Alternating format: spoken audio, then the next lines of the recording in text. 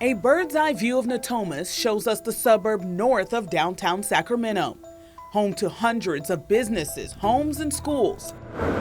Beyond that, 2 major freeways and an international airport, protecting it all, a ring of more than 40 miles of levees. These man-made structures are traditional levees made of concrete and rock and meet FEMA's flood protection standard. But not all levees are created equal.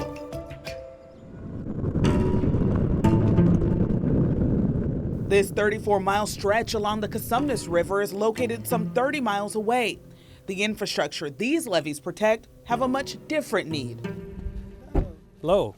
All right, so where are we at here? So this is the Bradley Break.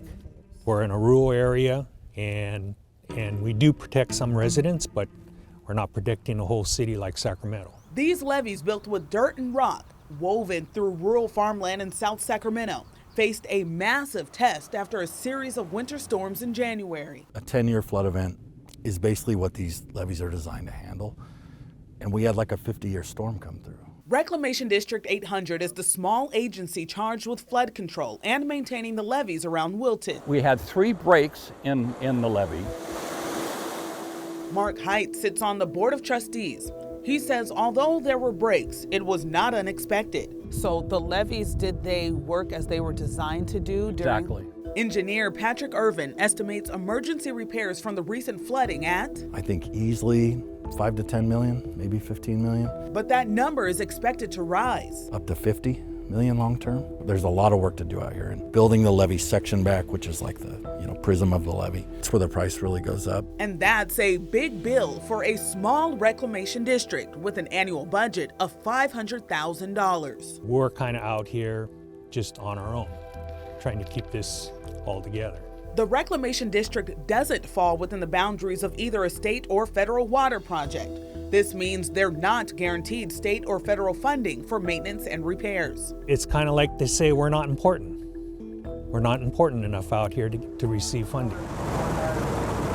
Back in 1997, RD 800 asked FEMA for funding to help with emergency repairs.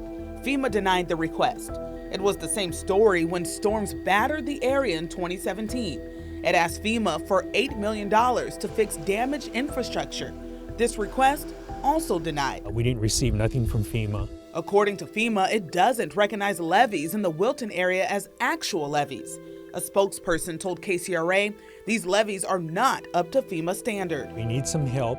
We need some funding because we are doing more than just protecting farmland. I mean, we are protecting residents and trying to keep the roadways open. But Board President Brian Takamori, along with other members, agree these levees don't need to be built up to FEMA standards like the ones we see in NATOMAS. There's wildlife values, there's recreation values, and things like that. They probably would not be very supportive if we came in with a proposal, not that we could ever afford it, to make concrete walls. But without building up to FEMA code, there's a chance the agency won't be provided funding, leaving RD 800 between a rock and a hard place. Where's the middle ground? Well, I don't know. I'm not sure about that. This is the last undammed river in the state of California, and it probably ought to stay that way. In Wilton, Brittany Johnson, KCRA 3 Investigates.